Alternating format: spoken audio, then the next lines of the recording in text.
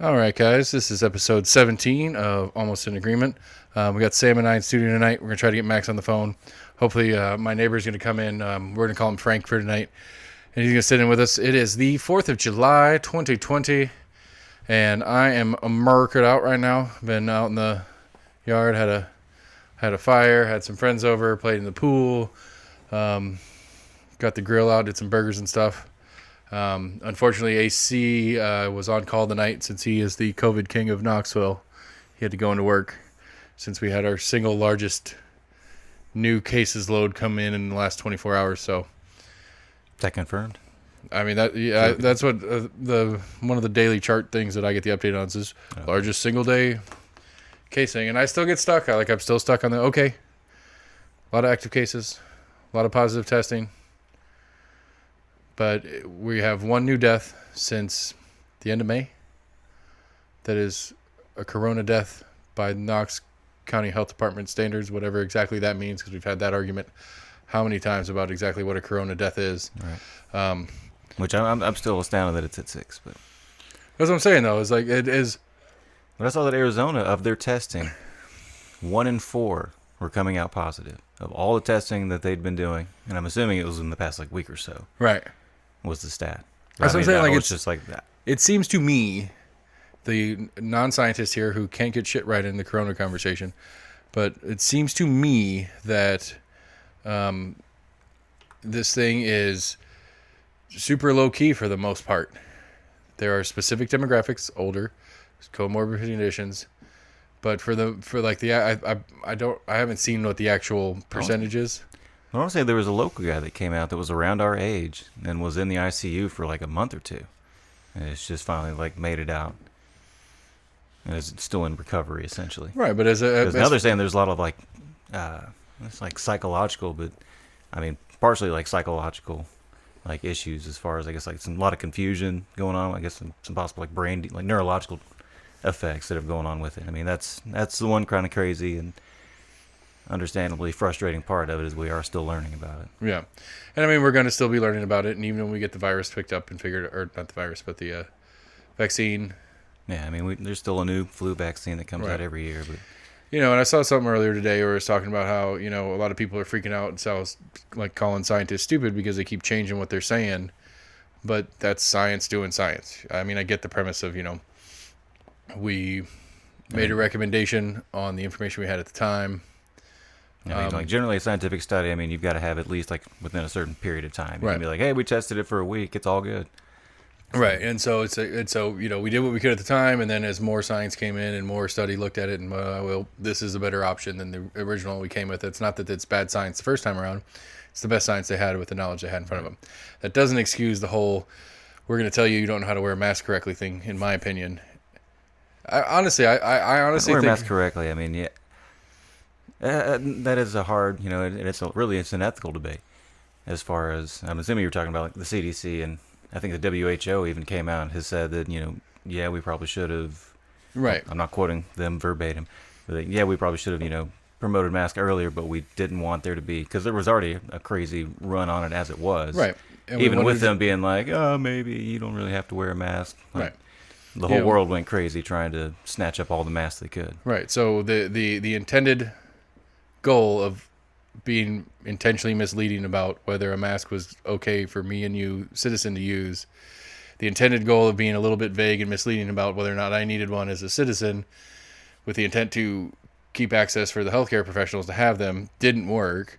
And then now when it's become a bigger issue, and Knox County, as of yesterday, has a mandated $100 fine or up to 30 days in jail for not wearing a mask in certain places in Knox County. Yeah, it's a $100 fine, and I guess if you don't pay the fine, it's probably a standard kind of thing. It's probably one of those jaywalking's a $100 fine, and if you don't pay the fine within a year of, or you get the here's your ticket, here's your supposed court date, or you can just go ahead and pay the fee. Right, and then if you just refuse altogether, at some point it turns into a 30-day jail sentence. I'm assuming that's a standard, and they use that standard that exists and apply it to the new mask ordinance. Which is kind of funny given the beginning of last week's episode with Max being all dickish about not wanting to wear a mask. Which I don't know. I mean, I'm still not convinced he was being serious. I think he was a little hammered being silly. But you know, now it is mandated because of people like that who are just refuse as a matter of principle. And it's like, if it's not fair to get mad at them mandating it when you don't listen to it suggested. When enough people are just like, nah, screw you. Well, now you got to step it up a notch. It's the same thing we've talked about with the rioting too. It's like, we tried to peacefully protest, we tried to petition, we tried to vote, we tried to do all these things, and you guys aren't listening. So we had to step it up a notch. Well, the government's inverse version of that here in Knox County was, hey, we tried to tell you should wear a mask and socially distance. We tried to tell you to stay at home if you can, X, Y, and Z, and you're not listening. So we need to figure out a way to get you to take this seriously, which in turn is turned into a weird little political shit show here because the sheriff's department and the mayor. I was about to say, I swear I saw a statement coming from the sheriff's department, kind of basically saying they weren't gonna really enforce it too right. hard. Well, and it's weird because it's like basically we have more important things to take care of. That probably is true too, but no, I mean the way I read, what I heard was that Sheriff Spangler said that it was he's not sure that he feels like it's constitutional. Maybe that's what it was. And it's like, okay, so state of Tennessee Constitution. This is where I get all fucked up. Like after the Kyle Ward interview, I'm really fucked up on this Metro idea and some other stuff. It's like, I saw somebody quote, it was a Supreme Court case from, I want to say like early 1900s that was basically that, I guess like I don't know if they had like health departments back then, but basically like, it was basically legal for them to say for the betterment of the public, we can almost like turn into a like semi kind of police force and say like, hey, we need to make you do these things for the betterment of everybody else. Yeah, there was one, and there was another. That's what I've been meaning to research more because I heard a lot of like that's against my Constitution rights. There was another one that's similar to that. That was about the same time frame, and I cannot remember the lady's name. The wife's told me the story a couple times, and I want to say Syphilis Sally, but it ain't right. It's Smallpox Sally, I think. Oh, she was some Typhoid Mary. Yeah. She was some very specific. So for some reason, it didn't do anything to her, but she would go and share it, and she was like she'd been arrested multiple times. I've heard it's a crazy long story, and they finally secluded her to an island. Right, and that was where the when there was discussion here in Tennessee, it was actually approved here in Tennessee that persons who have been tested and shown positive, their information can be shared with certain agencies, including who they are and like a name and address and stuff like that. And there was a big reasonable uproar of like, isn't that like a HIPAA violation kind of thing? But then that Typhoid Mary case being it was in the public's best interest for the powers that be to announce that this Typhoid Mary lady was living in your town, because we've tried very hard to be like, listen, we understand it doesn't bother you, but you're getting other people sick. You have to stop being around people. And she refused to listen. And so at some point in that, they I don't think they ever put out a public notice that like, hey, this lady's living in your town. But as far as like the police and stuff, or the information we share with the police and the. They kept trying to tell her, like, they're like, all right, I think she did like a little bit of jail time. And they told her like, all right, you cannot be. She was like a cook or a servant for like, a lot of like some sort of like families, like some sort of nursing. And apparently, she had her specialty was like this like specialty was some kind of like dessert that was served like semi kind of like cool or raw. Right, so that kept the live virus on whatever. That was part of it, and her just being in close proximity to food and people. Yeah. So, but where was I going? I forgot where I started on that. But yeah, so I mean, I don't know. I it's understandable at a level, but I mean, so Mayor Kane was the one no vote against this decision by the county.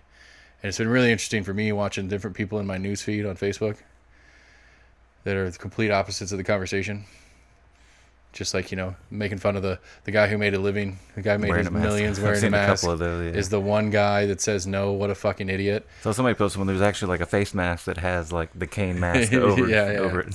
I saw my favorite so far on like the custom mask thing is there's a company where you can take a selfie and you can send it to them, and they'll send you a set of masks where they basically print your face that under the mask on the mask, so it looks like you with maybe just a little bit of lines or whatever. I mean, you just have to put like some smiley faces on it. I mean, it's kind of.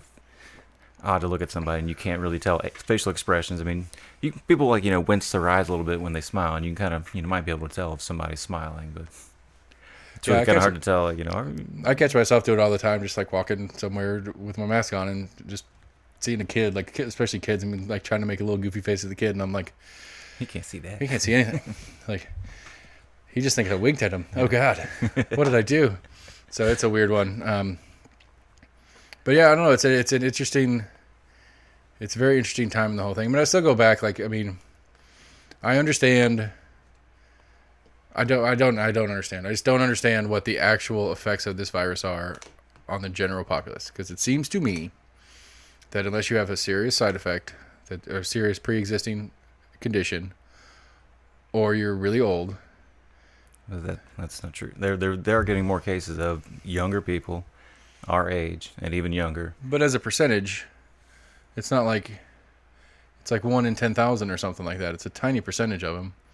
Like, but it's case in point that the virus has the ability to infect relatively healthy people. True, but yes, percentage-wise, because so the county put out But generally, any virus is going to affect at-risk people or the elderly. Right, more than the average population, but correct. Like I guess what I'm trying to get is the Knox County Health Department put out a cool little graphic, which you guys can't see, where it was a nice little graph of county infections by age bracket, and by orders of magnitude, the infections are in the under 30 age bracket.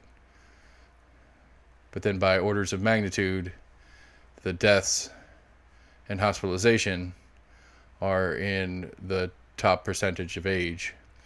And so to me, it says that to the population it actually really truly puts a hard effect on is that older population. Right. Which then are requiring hospitalization. Right. But I mean, it was a really cool little graphic. I shared it with the group too, but I'm trying to find it here real quick. But, man, I'm loving some freedom in the background right now. I've been screaming America all night. I don't know if you guys are picking it up, but we've got neighborhood fireworks that are technically illegal in this area. But, everybody does it. Anyway, I don't know. I don't want to drone on that too long, but I don't know. I can't figure out what the moving forward process is. Because if this is all we're going to do is open up a little bit and then cases rise and then slow back down a little bit and then cases fall and then open back up a little bit, cases rise, and we're going to do that for every 2 months, cycle one way, then the other, then back to the first way until a vaccine comes out, which as far as I've heard, at least, a vaccine's pointless at this point because as of right now, I haven't heard that you can't get reinfected yet. That's been one of the things that I've asked a few times, and there's not an official answer to. There have been cases of people being reinfected. Now, it could be debated whether the virus, they still essentially have the virus in their system, may possibly become, dormant for a short period of time, and then, they have, through lack of sleep or not getting, enough nutrition or whatever, it may have, kind of reinfected them versus someone else getting reinfected. I haven't heard that, but there have been cases of people that have had it, then tested negative, and then ended up testing positive again. Right. But I haven't heard if it was, just that same virus in their system or if it was a completely different virus. Right. So, but that's what I'm saying though, is like, so if that's how it is, is that this isn't one that a vaccine's going to actually do anything to, because even if you have the antibodies in your system, you're still susceptible to get it again. Presumably, you're then still susceptible to carry it and share it with others. We're just going to live with this forever. Like the flu vaccine, you may get it, but it won't be as severe. Okay, but still, that doesn't change. I mean, I don't think that changes the way we have to function societally. Assuming everybody takes the vaccine, but we'll have that whole sub debate on whether the vaccine's good or not. Blah blah blah. That's not what I'm trying to get at here.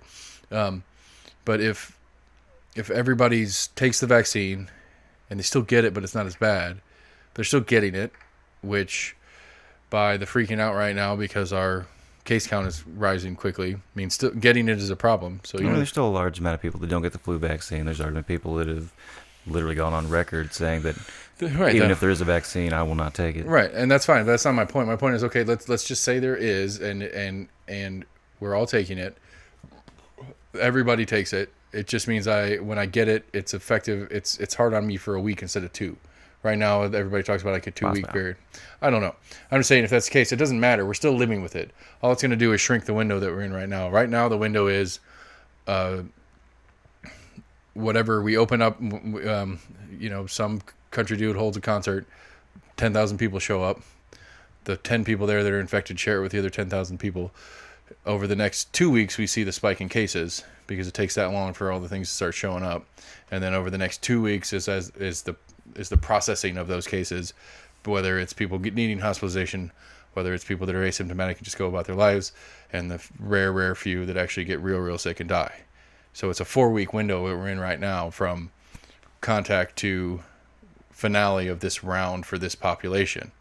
Well, if this vaccine helps but doesn't keep you from getting it, doesn't keep you from sharing it, it just shrinks that window a little bit, because if you do get it, it's only going to be for a week instead of 2, which means we have 1 week for it to show up, 1 week to live with it, and at the end of that second week, you're either dead or you're okay. But then you're back out in the population to repeat the cycle. It doesn't change as far as I understand it right now. That's where I'm super lost. Is okay if it's like the polio vaccine and works, we all take the vaccine, we don't get it, we're good. Or those of us that have, I'm saying us like I'm one of them, but those out there who have had it and antibodies are in their system and they can't get it again unless it's a mutated version. I'm not going down that road right now. But the current version, you've had it, your antibodies are in your system, you can't get it again. Or you get the vaccine, the antibodies in your system, you can't get it again. If that's the case, then there is an end to this. But if that's not the case, there's no end to this. It's never going to stop. I think there's still cases of H1N1, which was the swine flu, I think from 2 or 3 years ago or whenever. I don't recall, but yeah, I mean, I know. I think it was during Obama's term. Right. I know what you're talking about, but I don't. Right. I don't know if that was the swine or bird or I think that was a swine chicken or goose or whatever fucking one it was. Which I think isn't too dissimilar from the coronavirus as well. I think it is a coronavirus. Just that version versus this version. But I mean, you get what I'm saying, though. At least is that it's like until there is either proven you have the antibodies, you can't get it again, then a vaccine is pointless. Because at best it makes it more manageable, but it doesn't end the cycle of what we're doing. It just changes the timeline. You know what I'm saying? Yeah. So if that's true, which we don't know right now, and I understand we don't know, and I respect that we don't know, and it takes time to get the science up and blah, blah, blah, blah, blah. I get that. But if this is what's happening, and antibodies don't do anything theoretically other than get you through this round, but you got the antibodies, but you can get it again, we're going to do this forever. Well, I mean, I'd venture to say that we have figured out that antibodies are doing, because they have found people that have the antibodies in their system that they figured out that have had the virus and didn't show any symptoms. That, I don't know if you can say whether or not they've passed it along to anybody, but at least got the antibodies and their body's at least fighting it off. Right. I guess there's studies out there that I've heard something about there's two different O negative or O positive has a higher chance of being able to, or is slightly less susceptible. Which I'm one of those. I don't remember. Whichever one medic calls me every fucking week. You got special blood. We need you. Pay me. You sell it. Pay me. I'll do that for plasma. I'm just saying. Right. I was actually so an acquaintance of the family. One of the kids that was in Scouts with us has a very specific version of leukemia. And it's a terrible deal, and I hate it for the kid. He's a good kid.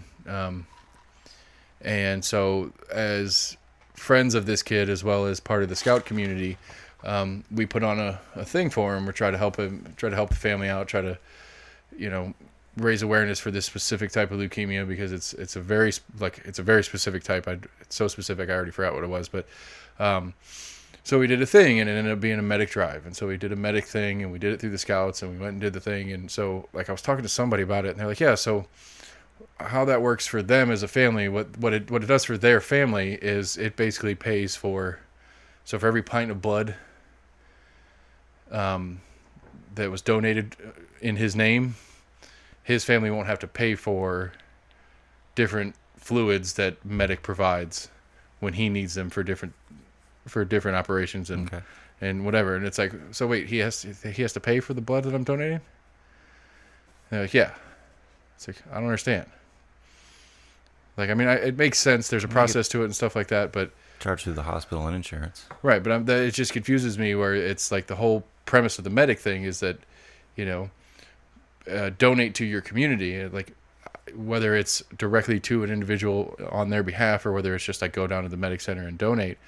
I feel I'm not donating to people in need. I'm donating to Medic so they can sell it to people there's some in need. interesting stuff that goes on with like blood banks, as far as them like selling blood to each other, because blood is only viable for, I want to say, no more than like 3 months, maybe. I don't know. It doesn't have much of a shelf life. Right. I mean, that makes sense. I mean, if a I don't know, like different foods you get only last in your fridge for a week. Right. I mean, it makes sense that blood wouldn't last that long. I mean, that's what I'm saying though. Like it kind of upset me when that became clear to me. It's like, well, like maybe just as much of it is it's kind of a deceitful kind of sales pitch they put on. It's like donate today, do your part, donate for your community's sake, and it's like, okay, cool. Oh wait, you're selling it. Why don't you buy it for me? I get a Chick-fil-A coupon and a cookie. T-shirt and a cookie. Right. If it's a specific drive, you get a T-shirt. But yeah, I'm saying it's like, how about you keep your T-shirt, keep your cookie, and if you need it, pay me for it. I mean, I'm not saying pay me something obnoxious, but I mean, if you're charging, I don't know what they charge a pint, but if you're charging, say, $100 a pint, give me $15. I'm sure they could probably sell some kind of like ad space and give out $5 gift cards to something. Well, I mean, but like Chick-fil-A or whoever, whether it's Chick-fil-A or Hardee's or whoever, those are donated coupons. They're not buying those. It's not like they're buying the gift cards and giving they give away. out coupons? I don't know. Yeah, well, like every time I've done it, it's like it's like Chick-fil-A or Hardee's. Almost always Chick-fil-A or Hardee's. It's like, hey, you just donated blood. Your body's kind of freaked out. Go eat some shitty food. That's good. That'll get you back on your feet. I tried once and got rejected and haven't gone back since. What did they tell you why? And they were like, oh, have you ever had any chest pains? I was like, oh yeah. I'm like, ooh, hold on a second. Yeah, that's like, one of those. He said no on this, number 14. They're like, you need to go see a cardiologist before you can donate blood. I was like, all right, like, you still have a cookie and a T-shirt if you want. I'm like, no thanks. I don't know. That's one of those doctor questions that's so damn vague. Yeah. What do you mean chest pains? Like, I got punched one time? What do you mean? I was like, yeah. Like, ooh, hold on. Every once in a while, that's a stupid question. I mean, it's not a stupid question. It's just it's such a vague question that it could your answer could be true. They were just covering their ass. And their fear could be real, but those two things could be 10 miles apart because there's so many. That's dumb. Yeah. But I tried to do plasma once, and I was too dehydrated that day. Haven't really tried to go back since. I did for like 3 weeks, and the only reason I really enjoyed it is because I would do it on a Friday morning. I would get fucked up when I went out and partied that night. It was really it made it cheaper to get hammered. Right. That's really the only reason I enjoyed it. I've heard a number of college students say that as well. Right. It paid for the booze, and I got real hammered real fast on very little booze. I'm looking in here. Sean, our guest from a couple weeks ago, Max's brother, he posted something interesting on kind of the Black Lives Matters conversation or whatever, and I thought it was well put, but it gets back down to it gets to something that we all suck at the show too, is that there's no solution in the conversation. It's just kind of clarification. But I'm gonna read it because I thought it was interesting and I thought it was something we could talk about, or maybe I should wait. Max is going to try to call in here in a little bit. Maybe I'll hold that until Max, either we give up on Max calling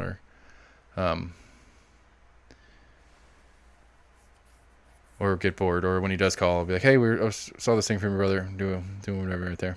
How did you watch? You and I both watched the Trump at Mount Rushmore. Mount Rushmore last night. He's speaking tonight in the Rose Garden. Well, that answered your question because you said, like, does he think it's the 4th of July today? Which I thought was a funny thing to say, but it's like he does. I mean, what's obviously I know that wasn't true. Right, but but it's like, I thought it was funny. That would be like the big celebration, like fuck Mount Rushmore. I think I would assume that normally on the 4th of July, Mount Rushmore puts on a pretty good show. I didn't realize. No, I actually read an article that was talking about it. They haven't had fireworks there, I guess, for fear of damaging the actual mountain itself. Yeah, in at least a decade. but I was watching it, and it's like the way it looked to me, at least the perspective that the camera had was they were down in this little pavilion where the stage where Trump spoke from, Rushmore behind it, and then the fireworks were up and behind that. So I turned it off I watched once a the little bit speech of it. was over. Well, like I told you in the text when we were watching it together, and texting back and forth, and you go through a John Philip Sousa medley, and I'm jacked. I'm jacked up. I'm excited. I'm ready to rock and roll. I love me some Sousa. So, you get stuff like that, and what are you barking at? You better get it. That's Jim finally checking in, everybody.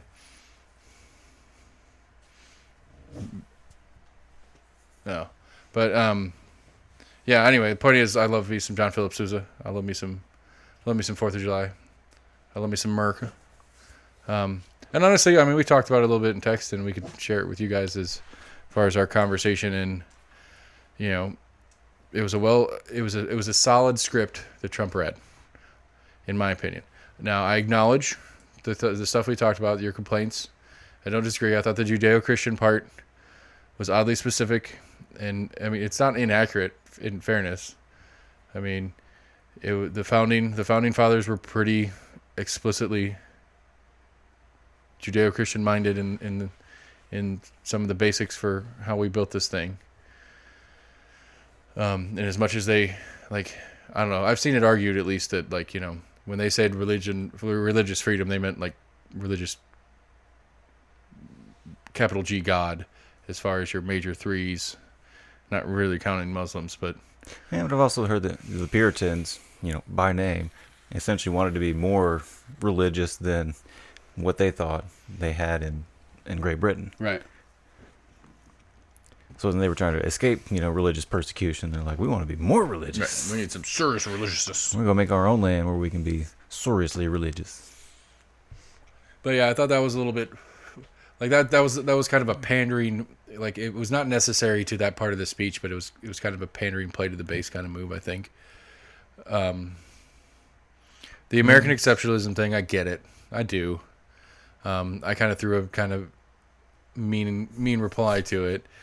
It's not inaccurate, though. Not fully. It's a little bit of a stretch, but it's not fully inaccurate. So Trump goes on his little tirade about the greatest country in the world, the greatest country the world's ever seen. We're the best of the best of the best of the best. And, what was that Jeff Daniels newsroom show or whatever? Have you seen that rant? I think maybe once, yeah. I know the show you're talking about. And it's there's a rant. I'm sure everybody's seen it. If you spend more than 15 minutes in political sphere on Facebook, it talks about how America is not the period greatest. He goes on he's all angry about it. Anyway, and he goes on this thing. It's the only thing that the United States ranks number one in the world at is infant mortality, obesity, and incarceration per capita, or something like that, which is something you mentioned when we were going back and forth, which isn't wrong. But then my reply was, what do you expect a leader to say? Get up there on stage. I'm like, we're okay. We're 35th in the world at anything remotely valuable. We're okay. And I get it. That was a little bit of a dickish reply, but I don't know. There is some. I don't know. For me, there is some exceptionalism that has happened here, and it still does happen here, but not. It's not that.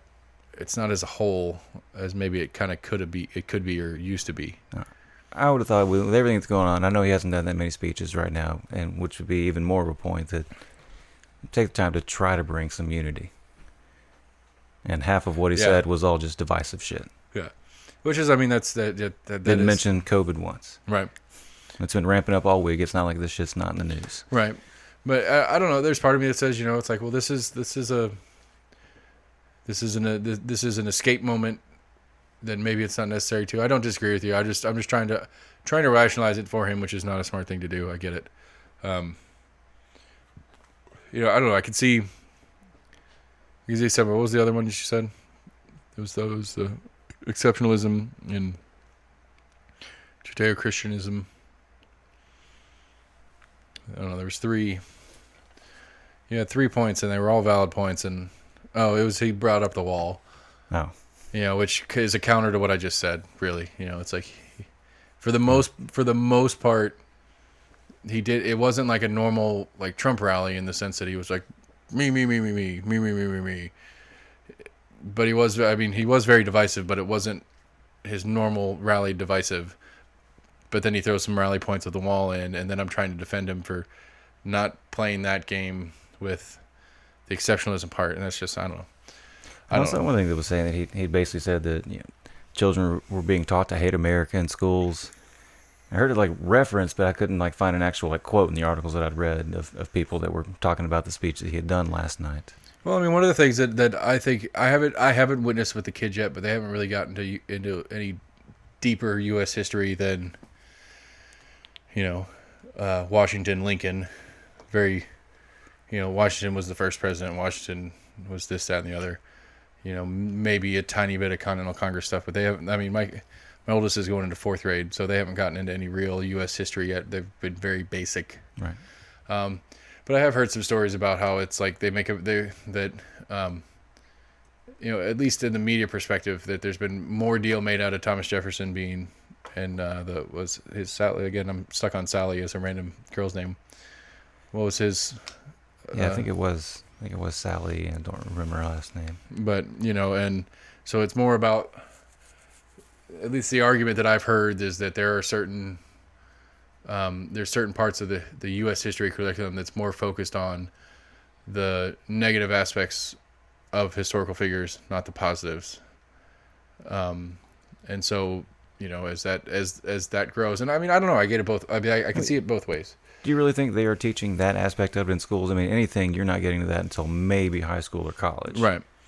Because I guess that's the question, and I guess I'll have to wait. We'll have to wait and see as we see our kids go through the stuff. Is because, I mean, through all of grade school at least, it was American exceptionalism. Period. We were the best. We were the right on every decision along the way, and the only bad decision we made, we fixed with the Civil War. I mean, I don't remember hearing about Jim Crow until college. Like, I don't remember hearing about any of that in high school history. That was like Western Civ and like American history in college, not high school. I think I learned about it in high school. I mean, I might have and forgot it or whatever, but I don't know. It's just a. Oh, it's an interesting thing that was talking about how our juxtaposing our current time versus when the Berlin Wall falling, Right. And how back then, we were able the reason we were able to kind of gain global dominance, we were able to show, America was free. We had, rock and roll, capitalism, and all this stuff. And Right. we was actually able to help, perpetuate the fall of the Soviets because we were envied. Right. And we're getting to a point where we're not as much envied by most countries. Right, for sure.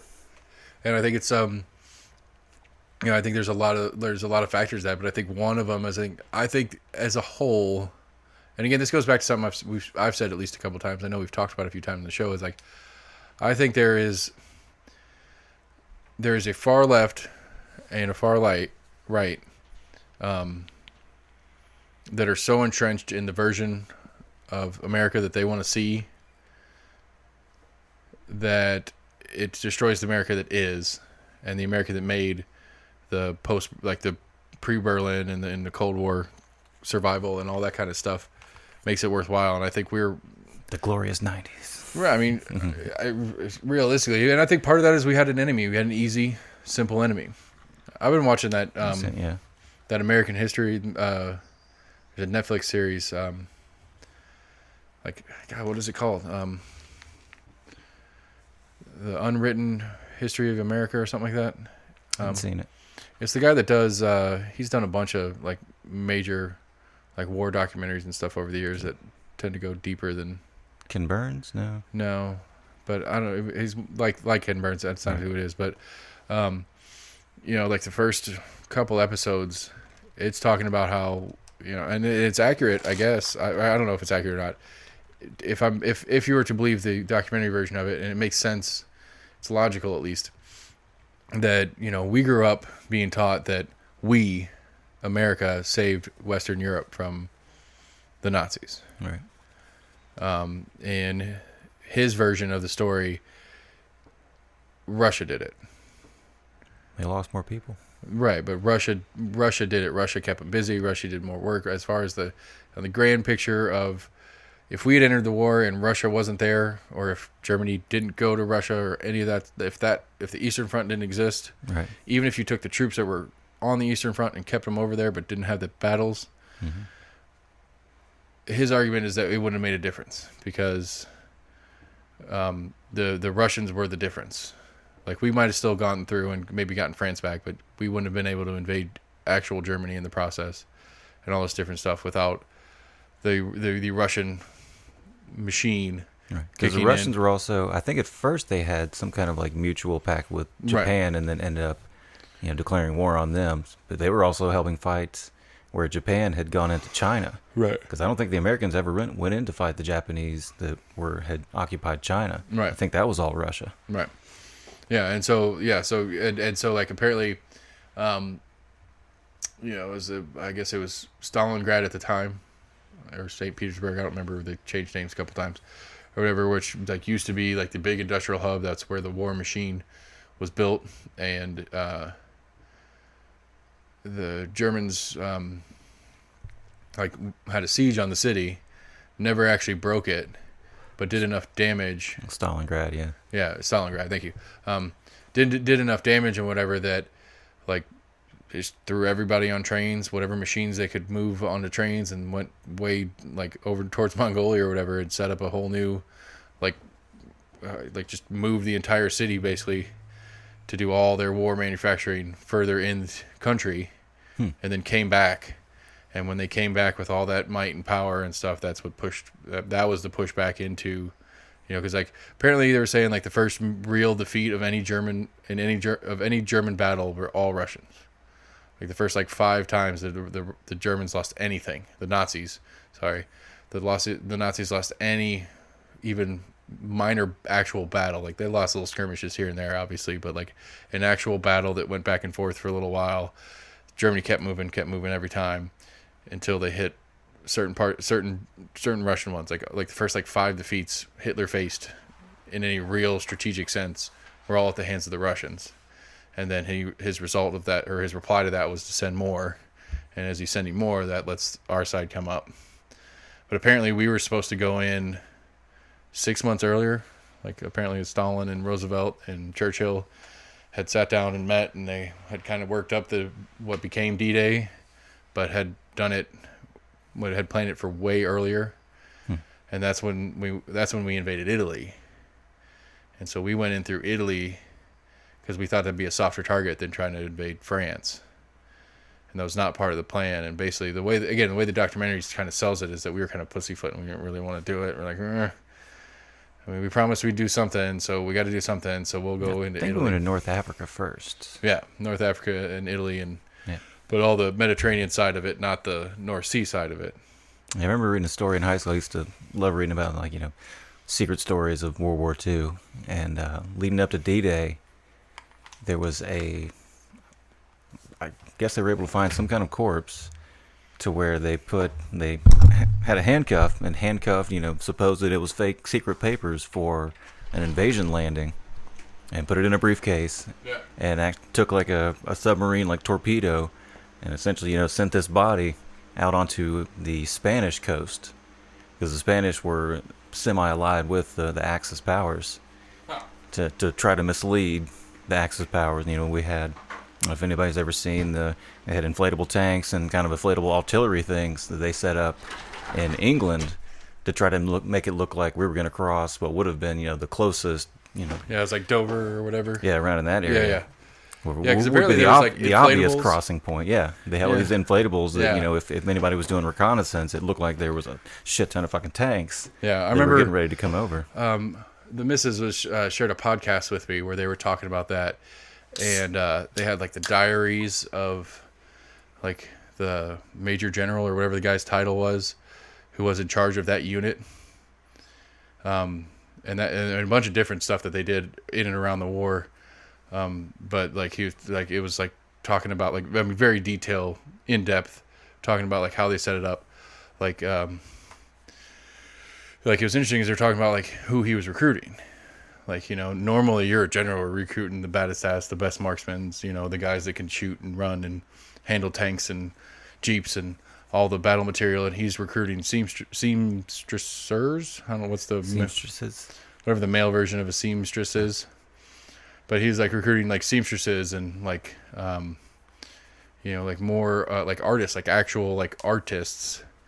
Like, and this was like Homeland recruiting. Like he was pulling like artists that were not physically soldiers, Right. but he was recruiting them to be soldiers in his unit because they would go and they would paint these different things and they would build these different projects and all the misconception thing, or misdirection thing. Yeah, I remember hearing some stuff about that being really cool. It's like, oh, like I mean, who I wouldn't have thought of that. Like, I was genius. Not only does it not take men away from the battle line part of it because you're using a different set of men that you're not going to send to the battle lines, because these guys are artists and craftsmen and stuff like that that are better served. I was just like really smart tactical stuff. And I remember I was watching on Disney Plus, on the Nat Geo portion of Disney Plus, they have a drain the oceans or something like that. It's the show, and it's like I've seen it's some kind of of those. neat. Apparently it's somewhere in like Norway or something like that. I don't remember exactly what it was, but it was some sort of sabotage on a Nazi barge or something that they were moving some material from some sort of mine or something in Norway across this body of water in Norway to get it down to the southern end of Norway so they could cross the channel there into Denmark and then into homeland Germany or whatever. And so like this local rebel group or whatever like sunk, and it was like a bunch of train cars, like a bunch of like tanker train cars that had been loaded onto this ferry. And I want to say it was like H3, like the heavy hydrogen or whatever. I think, I don't remember if that part's accurate or whatever, but like they went and like they sunk this ship or whatever, and they were talking about how like it's at the bottom of this thing, and they like, you know, super scanning radar and all the different stuff they did to scan the bottom of this lake bed, and you could see it, and there's like train cars just sitting on the bottom of the ocean or bottom of this giant, because it's like a super deep like one of those glacial lakes. It's like, you know, carved out by the glacier, so like the mountains come straight up out of it, so there's barely any actual like coastline. Well, all the coastline is like cliff, Right. and so it's like straight down, and it's like super deep, it's super cold and all this different stuff. And so that was a pretty fun, cool little show. The fjords. Yeah. So Did you ever hear about the Japanese air balloons they were sending over? yeah. That's crazy. I remember reading in one of the books. Nobody never actually killed anybody, but there were some that made it all the way to. Yep. I mean, that's ingenious to think about the jet stream. Yeah, and it's Send so up a hot air balloon. It's cheap and easy, and it's terrifying if nothing else. Like you're not gonna, you may get lucky, because they're supposed to be like incendiary, right? They were supposed to like start fires. Yeah, I think some were incendiary, some had explosives in them. They Yeah. probably sent a few different kinds. But like I mean, like you get lucky and you hit San Francisco, burn San Francisco down again. You know, that would do. I mean, that'd be serious, and it'd be like, I mean, you know, and obviously the radar detection and stuff at the time might not even pick that up, or if it did, it might not even be recognizable what they were seeing, in the sense of, you know, I don't know, there's a thing, but I can't tell what it is. It's way small, you know, and it still might just, by the time somebody gets an actual visual on it to figure out what it is, oh, it's a balloon, Right. and then, you know, it breaks off and falls down in the middle of San Francisco, burns San Francisco down. I mean, you kind of think. I mean, we were one of the only powers of the World War II that really didn't see any action on U.S. soil. Right. I mean, there was fighting on the Aleutian Islands, which Alaska wasn't a state at the time, Right. and Pearl Harbor, which Right. wasn't a state at the time. And outside of that, I mean, there was no war going on like in our country land. Hawaii, neither were states yet. Yeah, I thought Hawaii was. I think it was in the 50s. Yeah. Before they became states. Yeah, it was just a territory. Huh. We were still 48 states at that time. Yeah, I mean that was one of the arguments post-war about, you know, trying to turn down the size of the military. It's like, well, we have the nukes, and nobody's driving over here except Canadians and Mexicans, but we were cool with both, at least at the time. We're not as cool with one, but we're still pretty cool with the Canadians. and then we had intercontinental ballistic missiles Right. that could reach. Right, but even that, like, what good is a tank? What good is a fleet of tanks when Russia's going to send them over the North Pole and drop them down? I mean, a fleet of tanks doesn't do anything against that either. Right. So, I don't know. I don't know. I've you know, there's always been there's I don't know, every couple of years or so, it's like, oh, this is World War III. Here we go. And it seems to me like if we're going to have any real war again, this kind, any real war, total war kind of thing, I feel a civil war coming on more than anything. I keep hearing talks of that. I don't see it. I don't see it either, realistically, but I don't know, I was reading an article.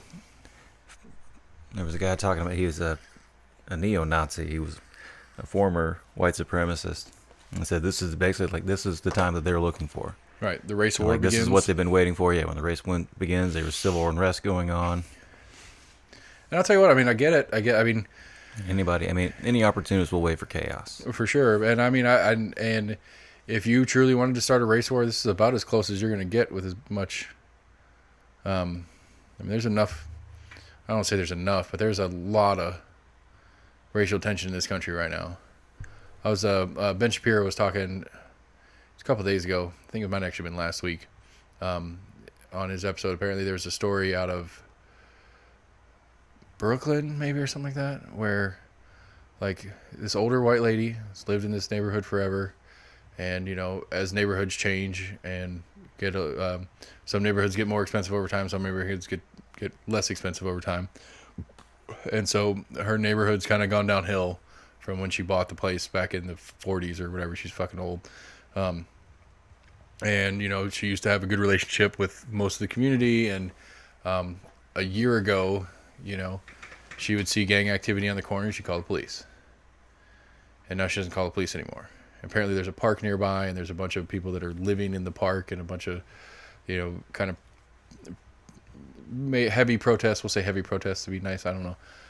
Apparently there was somebody killed in the park as part of this protest not that long ago and all this different stuff. And she was talking about how she's afraid to call the police, not for herself. Like she's afraid to call the police because she's afraid the police will come and kill the black kids that are on her corner dealing drugs or doing whatever gang shit they're doing or whatever. Mm-hmm. Like she used to call the police on them and the cops would just kind of chase them off and it's no big deal. But now she's afraid, not for herself, but for the kids dealing drugs on the corner because they might get shot by cops. Right. And it's like, that's a weird mindset. I understand it. It makes sense a little bit, but it doesn't at the same time. It's like, I agree. It's not okay that I agree with the premise that I don't want to call anybody who's going to kill somebody essentially on my request. I can understand that as a rational fear for a person to have, mm-hmm.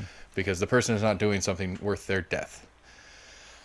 But is that a real fear? Like, is that realistically a fear that is that a realistic fear, or is that an overhyped fear in the scene we are in right now? I hope at least it's the latter, and I really think it is the latter.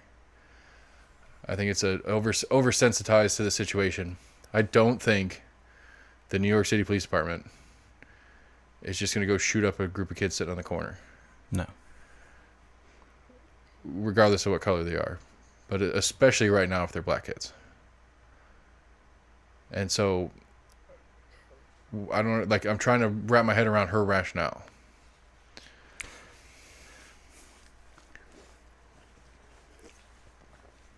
I mean, it's not a far stretch to think logically in a heightened, tense situation that we are in.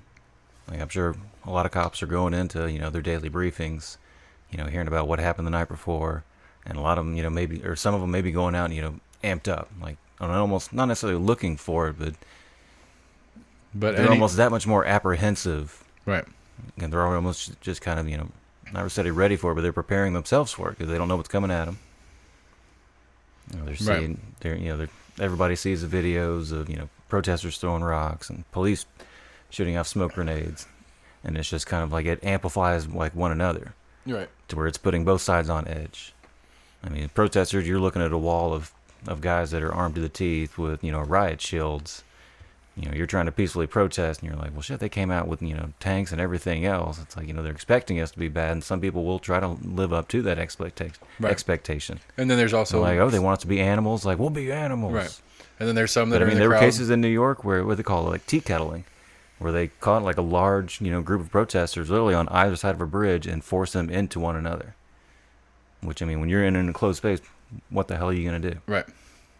Can't go You're this way. going to get that more agitated. Right. And you're going to start trying to get out and, panic. Right. God, I hope nobody jumped off the bridge.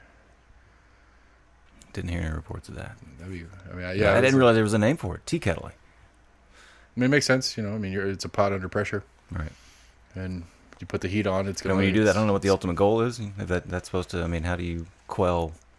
Right. A protest when you're just if you're gonna putting them in a more confined space. Right. If you're going to use the analogy given, you take the heat off, and that's how you have like 10,000 zip ties. You're going to zip tie them all together and take them off for blocking traffic or right. what? Not wearing masks. I don't know what the actual goal behind doing that would be. Yeah. I understand keeping protests in a certain area. People line like, all right, you guys want to protest? Just stay over here. We're here just to make sure. Well, one of the questions you don't get back into traffic or go towards this other area. Well, one of the questions that I guess just jumped out to me and thinking about it is like, does the term mean it's intentional, or is it two separate units that are unaware of the other? Because that's where it could get really scary. I highly doubt in this day and age of communication that they're not in communication with one another. That could be where it's really scary, where you have one unit that's pushing a group of protesters one way, unaware of another unit pushing that same group of protesters towards them, and they're trying to push, and both are trying to push, and you keep pushing them into each other, and they eventually stop because they have to. I want to say, in instance I'm thinking of, it was at least an organized protest, where they said, hey, we're going to march, we're going to start here, we're going to march from here to there. Right. I'm just saying, I was just thinking about right. I don't know if it's the case. I was just thinking about if it would be almost. The likelihood for catastrophe would be higher if they weren't aware of each other, the police sides of it. Right. Because they're going to keep pushing. And when you're in the middle and it's like, well, I go this way, I'm running into that guy that's pushing me this way, he's running into that guy who's pushing me this way, I got nowhere to go. Which I guess even if it's intentional, that's kind of the idea. But if it's unintentional and they're unaware of each other, they're going to keep pushing until eventually it's so crammed that they actually start the violent part of it, and that's scary. Actually, now that I'm thinking about it, ew, gross. Tea kettling. Yeah, that's what it's called, tea kettling or I kettling. think about that. Essentially, I mean, you're building up pressure, and eventually that pressure's got to release or explode. Absolutely, no, it makes total sense. I like. I was I hope it I don't know. I hope it's not an intentional tactic, because then that's fucked up. But if it's an unintentional tactic, that's scary. If I said, in that situation, I mean, what do you expect those protesters to do? Right. And you're literally shoulder to shoulder with everybody else, and you're like what the fuck? Like, where do we go? Like, oh my god, I gotta get out of here! Like, what's going on? So, do we agree that at least some of this rise in cases is from protests? I don't hear it that way. I could see a very small amount, but I mean, from what footage I've seen, and I would say 95% of people out there protesting are on the side of what? Are on the side of wearing a mask. Well, but their reason for wearing a mask may not be the same. But they are wearing masks. Right. I mean, some are hiding their faces just as much as the SWAT groups that are out there. Right, and my understanding is outside you're less likely. So if we're taking the ACs, they're definitely and they're not they're definitely not staying 6 feet apart. Right. But I'm saying taking ACs, the mask part is everybody wearing a mask is greater than 0 but less than 100%. Right. Outside, as far as but I mean, I'd say ease of transmission, outside is more than inside, is I guess what I'm saying. And I'm sure it pales in comparison. That there's I'm sure there's a good number of anti-mask protesters out there, all clumped together. Saying you're infringing on our rights. Open the country back up. And Max is saying so. Max isn't with us, even though he said he was. I want to put that on record that if you guys remember last week's episode, both AC and Max were the two that said, "Yeah, we'll be here." Because I was trying to prep for not doing a show this week because I figured everybody had stuff going on because of the 4th tonight, which we all did, but mine was here, and Sam's the Master Chief, and he's hanging out with us here for my little 4th of July shindig here. But AC ended up calling in. I guess that counts. Max just totally forgot that he had an event with his food truck. But he thought it was supposed to end at 8, and it ended up not ending till 10. So that's part of what it is. But he's maybe going to call here in a minute. Anyway, fuck, I lost my train of thought making fun of them. Anyway. I was saying there's a good number of protesters out there. Yeah, but Max was saying that he was at whatever this 4th of July event that he was doing. Let's see here. Mayor Kane, Tim Burchett, as well as Gina Oster were there. He said he got to talk to Gina and said, what did he say? Let me find the text real quick of what he said about it.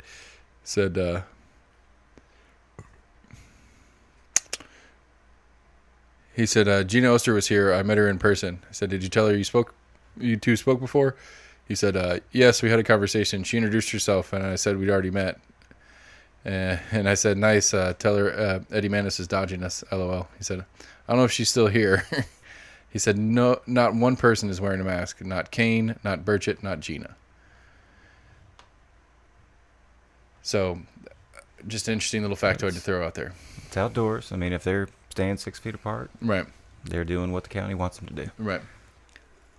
I don't believe it. We went through that ordinance thing. It's public spaces. That's the way it read to me. Not indoor or outdoor. All right, yeah, sorry. It's public spaces, so I don't know where this event took place, but it was obviously a public space.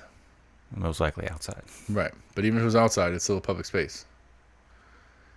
What I find interesting about it is they are mandating that businesses mandate customers wear masks,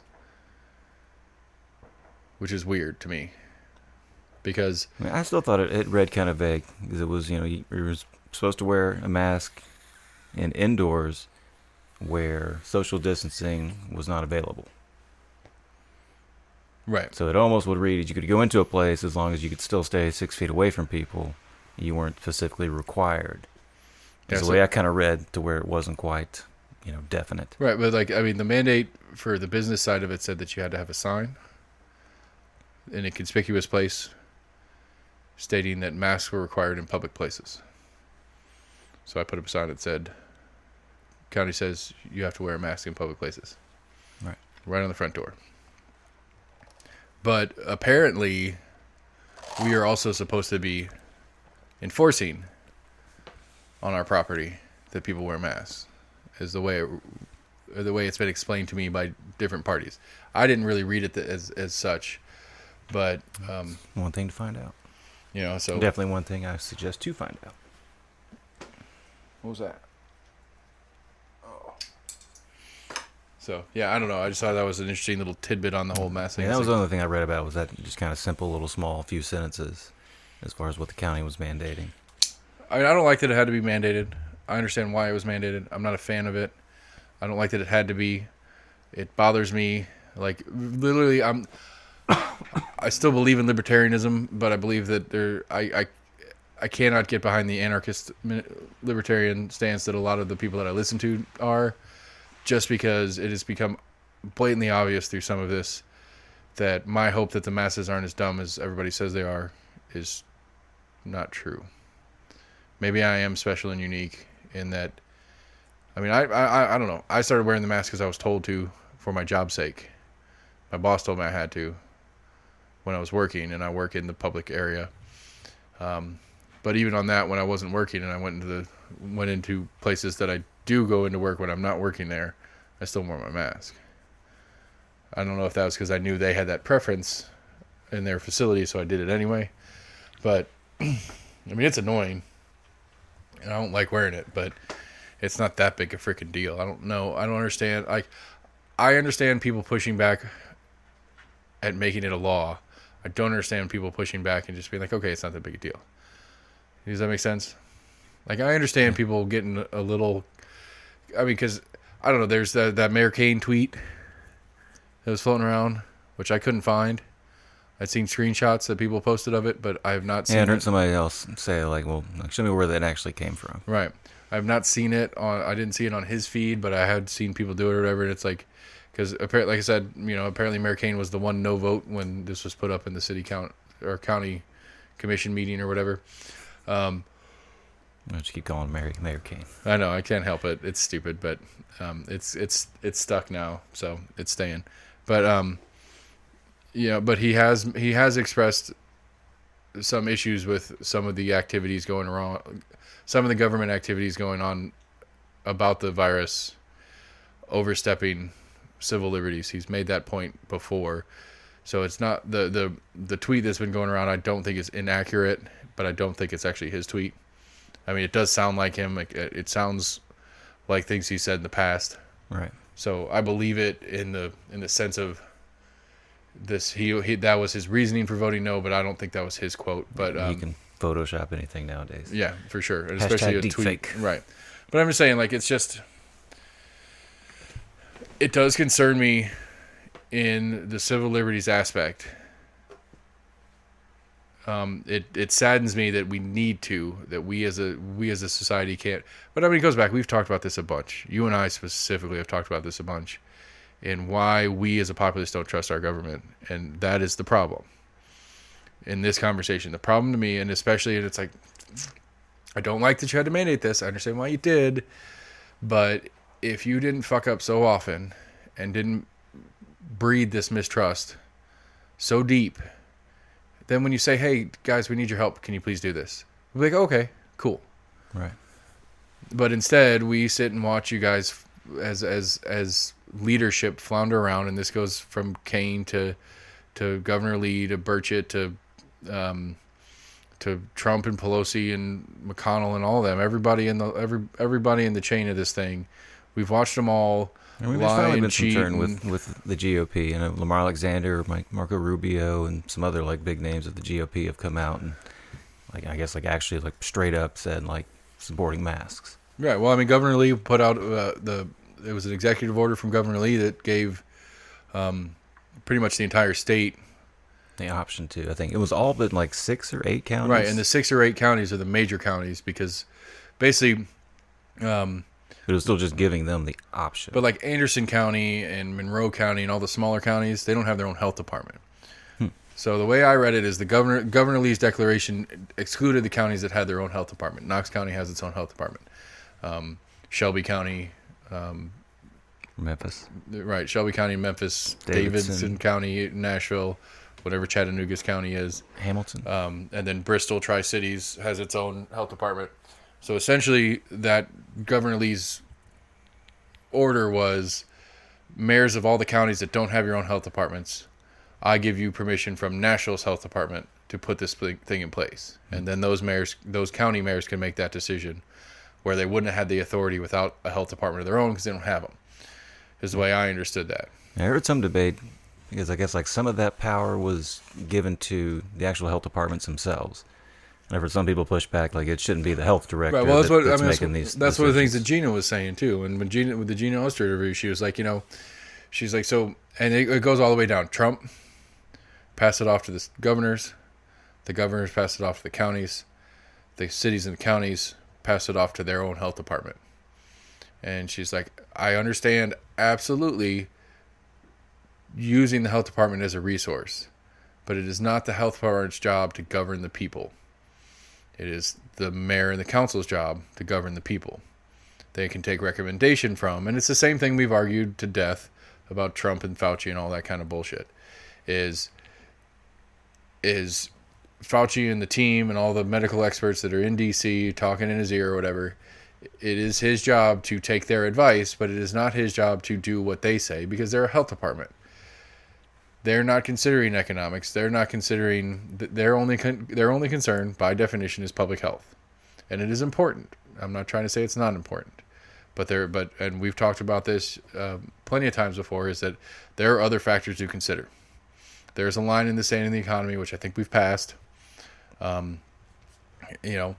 a line in the there's other things to consider that is not under the purview of the health department, which is why a mayor and a council needs to be the ones, or their president and Congress and Senate need to be the ones to actually be making the decisions. They need to be informed by the health departments, but not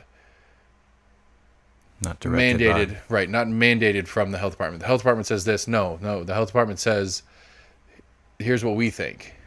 Here's what we think is the right thing to do. Here's what we think the steps are to take. And then it's the mayor and the council's job to take that recommendation, work it within that recommendation, try to find something that also includes the other factors of what are going on.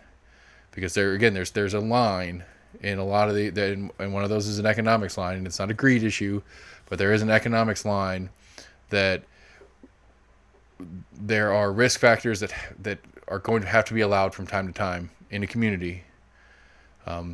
Risk factors like driving. I mean, lazy argument, but driving is a risk factor that we allow as a society for people to get from point A to point B. And it's not the safest version. We could do other things that would be safer, but if the only concern is the safety, is the physical safety of the community, then we take driving out of the picture, because driving kills people. I mean, we average like 10 a day in the state of Tennessee, I think, vehicular deaths, something like that. So if the job is, if the health department's looking at that, they're going like, well, what's killing people? Driving. Take driving away. But what does that do to everything else in that community? Destroys it. So that's the point, and that's the point Gina made, and that's the point I've heard a couple other people make, is that it's like, yes, the health department's input is very important, but it is not their decision to make, because their mandate is public health, period. And just not even I don't even know if they fall under mental health. Maybe. I mean, they probably do. So, but So, yeah. public health, period. And so, but I don't know. It doesn't seem to me that there's been a lot of I would the assume health they departments calculate that those types of things as well. I mean, if something's going to cause more homelessness or would cause more health issues, I would assume they would take some of that into consideration. Right. So I mean, I'm curious. And going to the Kyle interview and like, he was saying, because I re-listened to the interviews because everybody was supposed to be here, and since I released all the interviews after last episode, we were going to talk about that tonight, but it might be too late by the time we get everybody together again to give our, well, it doesn't matter, your opinion and Max's opinion. It's only me and AC that matter as far as these two candidates. Speaking of, I've got 2 more interviews coming up this week. I'm excited about, because I didn't even know it was a position. The public defender. I've got the 2 candidates running for public defender for Knox County, which apparently it's Eric Lutton and Sharif Gundi. I apologize if I mispronounce it. Eric Lutton is on staff currently. I think I want to say it's an election to replace a retired. It's like a special election to replace, like it wasn't supposed to be on this year's ballot, but the current person is leaving. But Eric Lutton has been Acting or something. right, acting. I think he was the deputy too when whoever retired or something like that. But he still had to. He beat somebody else in a primary, and then I'm excited. I don't know what it means, but I'm excited. The Sharif is our first independent. He's an independent on the ticket. I don't know what that means in this sense for this seat, but the public defender's office, I guess, I didn't know it was an elected position. Which again, we don't know shit about civics. I wouldn't have thought it would really be a party-affiliated election to where you would have a Republican against a Democrat for a public defender. Yeah, what's interesting is the primary was 2 If that's even how it's set up, I'm not sure. Well, the primary was 2 Republicans, Eric Lutton and some other guy, and Sharif, and at least on the website when I was looking at it, it was like this. In the primary, Lutton got like 70-something% or 80%. Other guy got 20%. Sharif has 0% on the primary vote. But the primary was the top votes per party. There was no Democrat on the ticket. So I don't know. I'm curious to ask him. I don't know if he wants to talk about that, but I'm curious to ask, because this again, like I always talk about this, like it's like double check your stats before you throw that out. As much as I'm trying to. As much as I want to learn about them as candidates of people I want to vote for and their stances on things and what they do and what they want to do when they take the job, I also want to know how this shit works. 'Cause I'm really excited about the independent part of it. It's like what that mean. What does that mean? Because it's really interesting, especially when like the primary is the top vote getter in each party, and if Knox County Election Commission only acknowledges Republican, Democrat, other essentially independent. Right. So if let's say, I guess it's a 4-year term, if I understood correctly from Kyle and Todd. Let's say next time around I want to run for my district county commission seat. Let's say Todd wins it this time around. Kyle comes back because he really wants it. Todd's running his incumbent seat. I want to jump in as an independent. Well, what if there's another independent? But we're totally different independents. Like, I come in as a libertarian independent, which I will argue to death that I'm pretty dead center between Kyle and Todd. But some other independent comes in as like a fucking socialist, which is further left than Todd is. I have to fight a socialist to get an independent seat to run in between two. You know what I'm saying? Like, it just like the independent bracket. If I'm not allowed to run as a libertarian, I'm curious how that works. I don't know that Sharif's going to know the answer to that. I'm not going to ask him that part. What I need to do is like the election commission. I need to see if I can get somebody from the election commission to come in. I also have been talking to a gentleman from CompassKnox.org.com. It is a news. It is a political news website that just writes articles and stuff. That's all Knoxville I've heard politics. the name now, but never really looked into it. Yeah, like anytime you search, like if you're searching for one of the candidates we talked to on here, if you're searching for stuff that's going on in Knoxville, you either get one of the major news sites, you get like Ballotopia, which is some like national thing where like any ballot that's out there anywhere in the country, they have like at least basic information and some links to websites and stuff like that. Mm-hmm. Or if it's local, you get Compass Knox, CompassKnox.org, CompassKnox.com. Check them out. I'm gonna try to get one of their guys on the show. It seems to me it's like two or three people. I say guys in the non-gendered term. It's like 2 or 3 people that just kind of write articles. They're kind of doing what we're doing, but they're probably more serious about it as far as the politics side go. They're actually keeping track of all this stuff. And I kind of want to pick their brain about like how do you get in, like how do you like I want to meet. I think Kyle said his name was Eric, his campaign advisor, who's also Gina's advisor. Like I want to meet that guy. I want to do an interview with him. Like how's that work? Like I joked with him. I was like, it's probably my best joke I've done in the series. It's like, I was like, so this Eric guy, like, is there a yellow page listing? You just kind of open it up and be like, hey, I'm looking for a campaign manager. Political campaign advisor. Yeah, and it's like, he's like, no, once you start getting into it, you kind of meet the people that do these kinds of things. I was about to say, there's people that have already been in that circle. Which is kind of gross if you think about it. Because like he made the reference a couple times, and I don't think it's wrong of him or anything like that. But like he kind of made the behind the curtain reference a couple times, and it's like there's a curtain, there's shit going on that like Wizard of Oz shit. Like, sort of. It's like isn't. And that's one of the things I like about Todd. He was like, my goal is to be obnoxiously transparent. I'm not going to do anything that you guys don't know about. And I like that. I don't like what he wants to do. It goes into my Bernie Sanders issues. It's like, I believe you. I believe this is what you want and this is what you want to do. I just don't like it. I like the way you're going about it. I really, he was not my favorite person to talk to. Like he was a little bit, and it didn't help that Max was on another level of, disagreeableness, but he was also weird about little stuff like the what I don't know. I don't know. I don't want to shit on him. I thought he was cool, but I don't know. I just thought it was an interesting. The independent part is interesting to me. I'll try to get somebody from the election commission on. This might not be the best time of year to do it. Like I said, somebody could run as a Tea Party. You could be going up against somebody at the Tea Party. How do they qualify the independent? Right. And I think I'm can it be a 4 or 5 person race? Right. I'm gonna guess on. I'm gonna just throw a phrase out that I have no basis for, but I'm gonna guess it doesn't matter.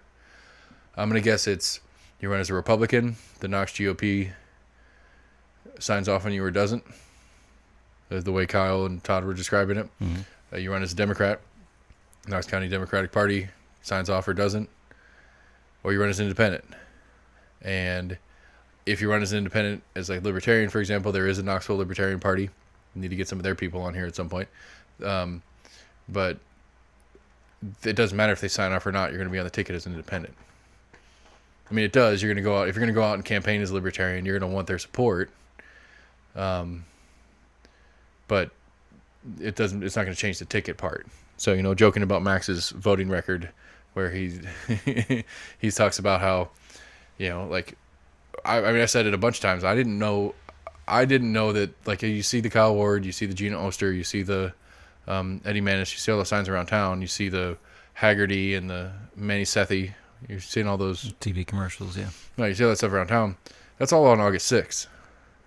All of that. And I wouldn't have known that if we weren't doing the show. I would have waited till November, and I would have gotten whoever won all those primaries in November. I mean, logic tells you if they're running ads now, there's probably something coming up. But I see your point. Right, but I mean, but Max always talks about how he's driving around running errands, doing whatever, and he sees the vote here sign out. And he goes, "I got to vote today." Doesn't matter whether it's August or November or whatever. Right. He sees that out there, and then he goes and votes. And it's like, I've definitely had the situation. I'm like, it's a voting day. Yeah. What am I voting on? What are we doing? We have local elections today. I'll tell you what. Did you listen to the Kyle interview? No, not yet. Okay, so I mentioned it in the Todd one too because I tried to keep some of the different subjects going on about turning Knoxville Metro. I'm really hot on this idea. So Kyle explained it a little better than Todd did, at least. As far as trying to bring not having the city, right? Just dump the city, right? I mean, the way Kyle describes it is the easiest, most logical way to do it is the city just dissolves, and Knox County takes over, and runs it as one. It would be complicated.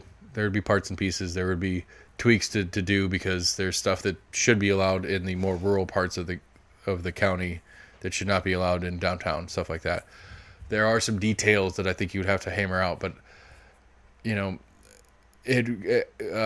talking to Kyle about it, because it popped in my head, like it hadn't popped. It's not something new to me. It's just like the specifics of it were kind of clarified, and talking about stuff with Kyle, it kind of popped in my head. That's the only reason I brought it up. And then I brought it up to Todd because I brought it up to Kyle because I wanted to be fair about it. One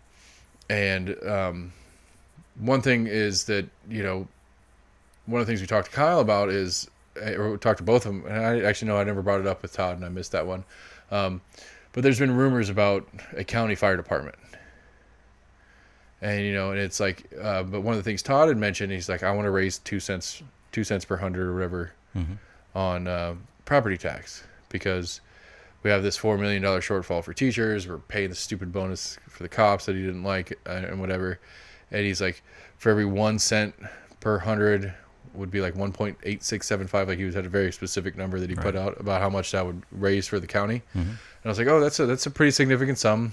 2 cents per hundred. That's a good bit of math, but it's not a significant sum for my home personally, so I could see that or whatever. And he wants to put it in. Yeah, I mean, it's literally 2 cents more on your yearly property tax per $100,000 that your house is valued at. I think it was 100,000. I thought it was $100. No, so if you have, sure it's for every 100,000. It was going to go up by 2 cents per 100,000. I'm gonna have to double check that because I'm pretty sure it's every 100. Anyway, it doesn't matter. But that part doesn't matter. But you know, and this is the clarification to me. That to me was a very clear. This is where Democrats and Republicans view. That's the clearest view difference of the two, and them sitting right across from me in this room and talking to them is. Kyle kind of ran down the rabbit hole with me about running Metro and how, you know, that could be a good thing because we could have one police department. We could have one roads department. We could have one this, one that, instead of having two. And we could save a bunch of money on that and not raise taxes and keep a lot of stuff active. I think we have 2 roads departments. It's all under TDOT. No. We absolutely have a county and a city roads and TDOT. We have 3 technically that function. Like, because one of the things Kyle, listen to it. We'll talk about it later. But so, you know, so that could be a way to save money, you know, not change taxes, but have more money in the coffers to do the things that we want done without adding taxes. And Kyle's on board. He's like, yeah, okay, that's cool. That makes sense. I don't think it's going to happen. That's going to be a big political mess. There's a lot of details to hash out. And it's like, okay, fine, whatever. Todd's answer is, regardless of the metro part of it, Todd's answer is more taxes. Kyle's answer is, we've got to figure out ways to do better with what we have. He doesn't want to add taxes. It's just, I'm just saying, that's one of the clear differentials. Like, oh, we'll just, we need $4 million more for the schools. We'll add 2 cents per hundred, pretty sure. Because there's no way that if it's 200 per 100,000, or 2 cents per 100,000, because that would literally add 3 cents to my property tax. Right. Times how many people? How many people? I mean, there's about 500,000 people in Knoxville. If every person in Knoxville owned a house like mine, that would add 2 cents times 500,000 would be $1 million. No, $100,000. Okay. How many homes out there are $400,000 and $500,000? How many homes in Knox County are $40,000? How many? I mean, but how many people live in apartment complexes that pay? We'll do the math on 100 then. Do I? Because that sounds like a hell of a lot of fucking money. I mean, 2 cents, 150, 1, 2, 3, divided by 100. So take that times 0.02. It would be $30 more a year on my taxes. And then times that times however many. So 30 times. I mean, maybe yours makes more sense. I went and looked at that before we'd interviewed him. I went to his website trying to look and see what some of his stances were. And I remember seeing that specifically as one of his. Yeah, because if there were 30, I don't know, whatever. I'm pretty sure it's per 100 because I don't think it's enough to do per 100,000. Anyway, it doesn't matter. And the point being is that, the first thing he's looking at is adding taxes to get more things that the county can do, instead of, well, let's see how we can figure out how to do with what we have. Are there options to cut things out that we don't need? Because what's the wheel tax going to? We had the wheel tax added. Right, it's supposed to go to the roads. $30 every year. Right, it's supposed to go to the roads. How many cars are in Knoxville? More than 500,000. Right. I mean, fuck, Max has 5 on his property because he gets in trouble for it all the time. So I don't know. I mean, that's just because to me, I assume, and this is one of the things that I want to get out of the show, and hopefully when Kyle or Todd takes office, we can have them back when they're in there and they're doing stuff, and we can talk about stuff like this, because I want to know, like we were talking about with the neighbor and the little 4th of July thing, and as it's explained to me, and it was pretty sure it was Todd that was telling us about it, as it was explained to me, is that 60% of sales tax revenue from the county automatically, by design, goes to the school. One of the two of them was telling us that. Like, that is in the books. That is the way it was written 50 years ago. Actually, it was Kyle, now that I'm thinking about it. It's 50 years ago. It was a voted on thing it was a ballot item in Knox County. It says, hey, we're going to put the sales tax in place to raise money for Knox County. What do you guys want to do with it? Schools. And they had different options on there, and they voted for it. And what was voted upon was that 60% of the sales tax revenue generated for Knox County goes to the schools automatically. And that's why both of them and Gina both talked about school stuff. All they really get to do is kind of help with budgets. They don't really get to pick their budgets. They just get to approve them, because they're approving them based on what projections are for income. So the county assumes that they're going to make $1 billion next year. The school board presents their budget at $600 million. If the school board produces a budget over $600 million, then the county says, no, we're not projected to make that much, change your budget. But that's the only way they can say no, is if it's breaking what they're projecting the county's going to make. Right. And so the school board is essentially independent. It's a third government in what we're looking at right now, if you have kids. But not really. Even if you don't have kids, That is a third government that if you're in the city, at least you're in the city, right? Yep. So you literally are under 3 governments. Well, 5. I'm still in the county. Well, no, you have city, county, school board, state, federal. Yeah. And, even though you don't have kids in your place, you do have kids, but if you didn't have kids at all, you're still impacted by what the school board does. Because 60% of the sales tax that you generate for the city or county goes to that school board. So that is a governing body that you have interest in, even though you don't directly have interest in, because you don't, in the hypothetical, you don't have kids. If you didn't have kids, for the hypothetical sake, even though you don't have kids in the school system, you still have interest in what the school board is doing, because 60% of the money that you spend in Knox County that goes into sales tax goes to them. Right. Then you have Knox County's political issues and different stuff the county is doing, and then you have city issues. You have all 3 of those, which is one of the reasons why I'm hot on the metro idea. Is you would at least get to knock one of those out.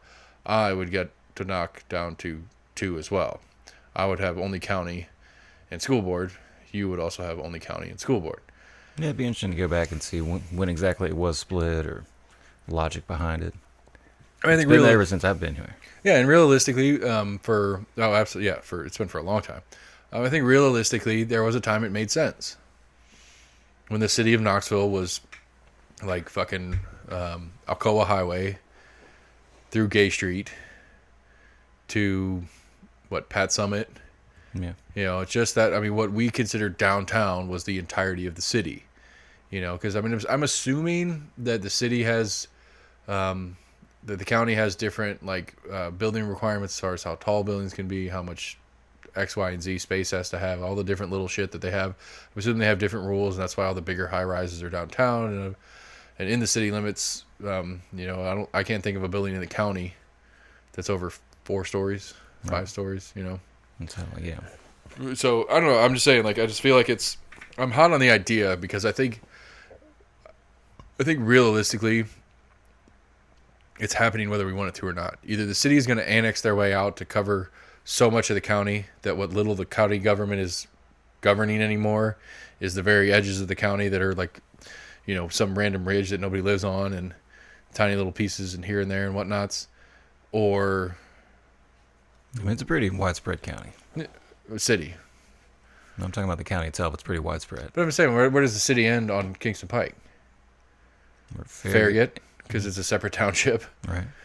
But I don't think it does there either. I think it's still city. I think in Farragut you have Farragut, Knoxville, Knox County. Pretty sure they're their own town. I'm pretty sure they have their own elections. They have elections, yeah. But I still think city of Knoxville supersedes it. I'd have to check. They're considered the town of Farragut. Yeah, but I still think it counts. I think it's like Brooklyn. It's still maybe not Brooklyn. Yeah, whatever. I think it's like one of those where it's like it does. I still think they're still considered their own town. Right. It's outside of New York City limits. You are in Brooklyn or you're in Queens. But it's the 5 boroughs. It's a neighborhood. It's a major neighborhood. Farragut to me is a neighborhood. Bearden is a neighborhood. Like suburbs of it. All right, that's an area of Knoxville. I don't know. Civics sucks. We suck at civics. Point is, I don't think. Because honestly, because I was joking about it with Kyle on the show, and when Max was on the show with us, and I was talking about, well, you get up past his house, going up Tazewell Pike there, and it gets pretty rural pretty quick. Right. But you also get out of county real quick past his house. Like Halls, north, like Tazewell going north through Halls, you're not much past Halls High School before you're out of county. Right. On this end, you get way out in the Choteau area, it gets a little bit there, but there's so many people living out there now. Before you get into, if you're going down like North Shore and whatnot, right? What's the county? What's the Lenore City? Loudoun County. Down by your house, you're not that far from Blount County. It's a little ways, but it's not much. So I want to say there's like a tiny strip going down Chapman, that you actually go into Sevier County, like really Yeah, like a really small corner of it for like and then 100 you're- yards. Yeah. and then you're in Blount County again. Yeah, I remember seeing that too. Yeah, but yeah, I mean, you're not. I mean, from the south end, you're like where what people consider Knoxville ends. Right, but then all the way out to Straw Plains. That's what I'm saying. The county is very large. It is very large. But I'm just saying where the city limits currently end to where the county line is, at least on major thoroughfares, isn't that far. Because I mean, if we're going north, south, east, west, Chapman Highway going south. Well, even just up here on North Shore, I mean, you're in county, you're outside of the city for a good chunk, going all the way down before you hit Loudoun County. Right. Well, not really. I mean, because city owns like a whole bunch of that land near Pillissippi and all that stuff. But it's once you get on the other side of Pillissippi, you get into like the Frisbee golf courses, county, all that like Carl Cowan, all that stuff on the lake. That goes back into county. Yeah. Going down North Shore here, the city limit's not too far down. No, it goes all the city owned like the Kroger complex and all that stuff down there is city land. Because Kyle, again, specifically Kyle was talking about that with the flooding that goes on down there. Mm-hmm. I'm still confused about it specifically, but the city owns the easements on North Shore, down through there. The city owns the complex. The city owns it's I don't know if not the city owns the land, but the city manages the land or whatever you want to call it, of the shopping center that our shop was in. City doesn't own the land, but they manage that land as far as the municipality is to the city. Kroger is in the city. The McDonald's we used to work at is in the city. You know, so anyway, point being is it's not,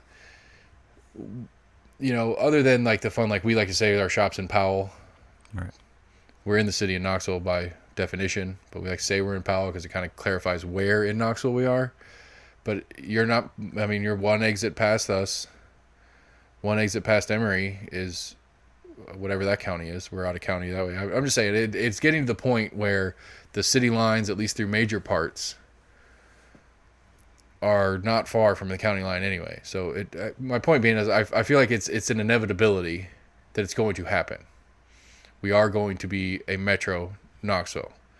That we will not have a county and a city government separate. It will be one thing.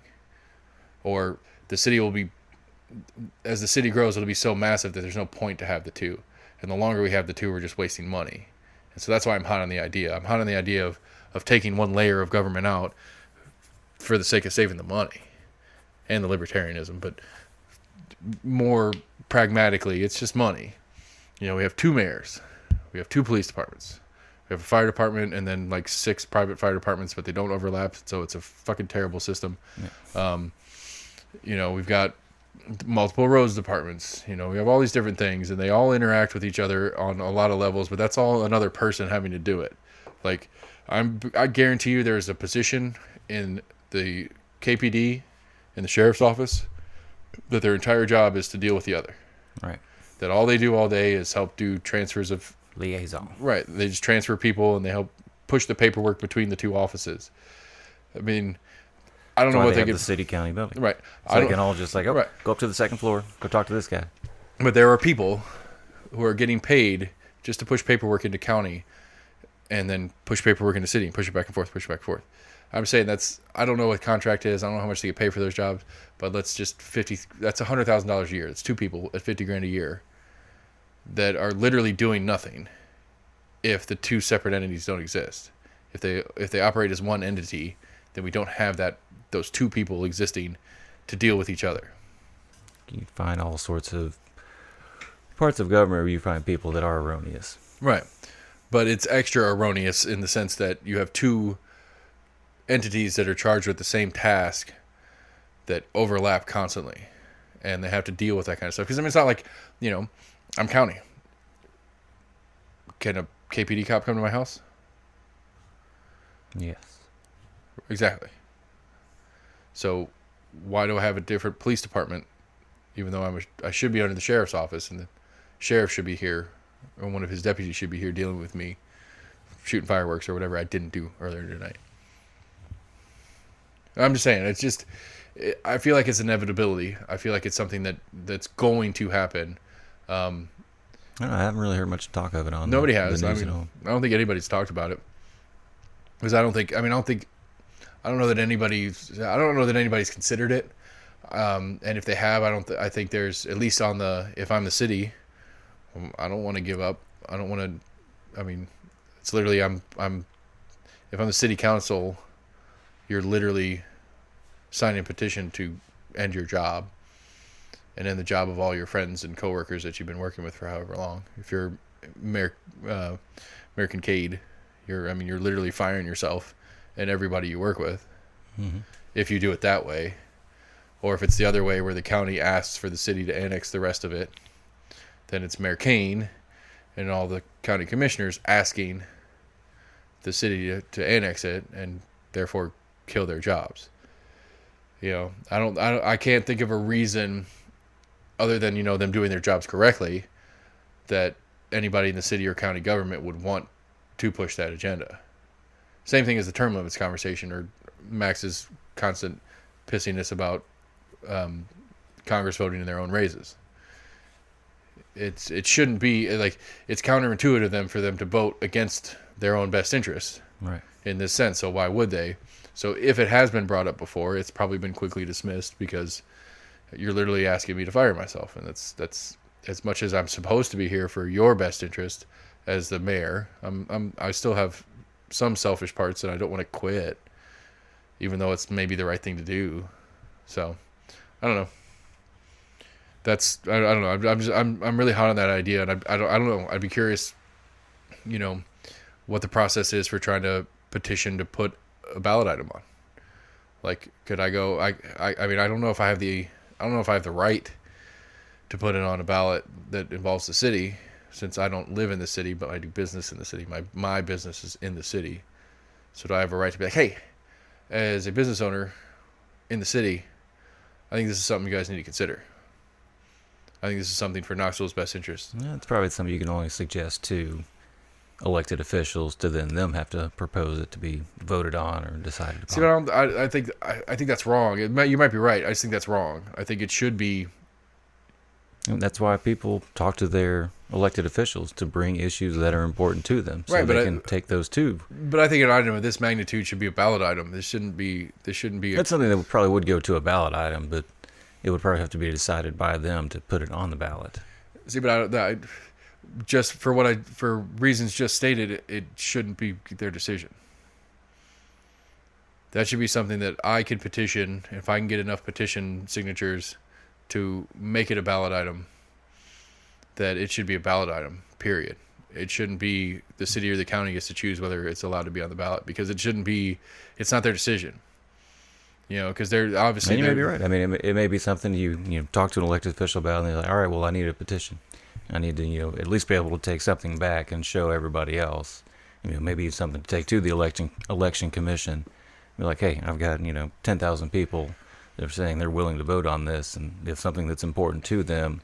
Right. That we want to be able to vote on. Right. I don't know. Again, I think we need to get an election commission person in here and see what they can. Just the civics class part of it. It's like, just the behind that. I like to see behind that curtain some too, but mostly like just the how stuff like this work. Like, because there's, I've seen some sample ballots. I don't think there's any ballot items other than people on this August 6th ballot. I had it pulled up and then I restarted my computer to make sure everything was running smoothly before we started recording. They've had hemp and marijuana on there before. Yeah. And yeah, I mean that's I know Sevier County, I think, I don't know if it wasn't raising the alcohol, but it was something to do with they could have alcohol out on the patios in Sevier County. No, they were voting for. They were voting for. And then we voted on the liquor on Sundays. We voted on that. Right, and they had liquor by the drink in Sevier County. There was something in the past few years about. Yeah, because there were restaurants and they couldn't serve beer out on the patios. Oh, I don't know about that, but there was liquor by the drink because that was one that Dolly was not cool with. Dolly was like, I don't think you guys should do that. Yeah, I'm assuming something with Dolly being there. Yeah, so I guess they didn't want to Dolly. Dolly's awesome. I guess they didn't want to be that obvious about drinking. Didn't want to show people drinking. It's the only thing I could really think of why they weren't allowing it out on the patios. Yeah, I don't know, but like I said, they did. You could prior to a couple of years ago, you couldn't get a glass. You could get a glass of wine. You could get beer and wine, but you couldn't get a Jack and Coke at an Applebee's in Sevier County. You can now. That was a ballot item. I need to get a school board person in here too.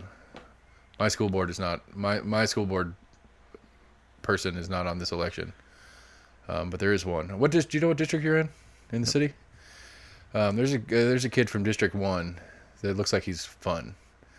I'd have to find him. Let me see if I can find him real quick because he just looked like he was a fun dude.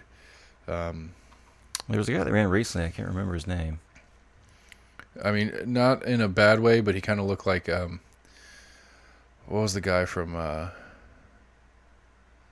Oh shit! Then where did I find him? There was a remember younger guy, Hayes. Last name was Hayes. Yeah, he looks kind of like the guy from My Name Is Earl. Nah, I don't see it. He's got some crazy hair. That's what I was getting at. I want to say he didn't get chosen, but I want to say he may be trying to run for another or different Yeah, seat. he's City District 1 is what he's running for because I looked him up earlier. That's just why he's not showing up in my search. I don't know why.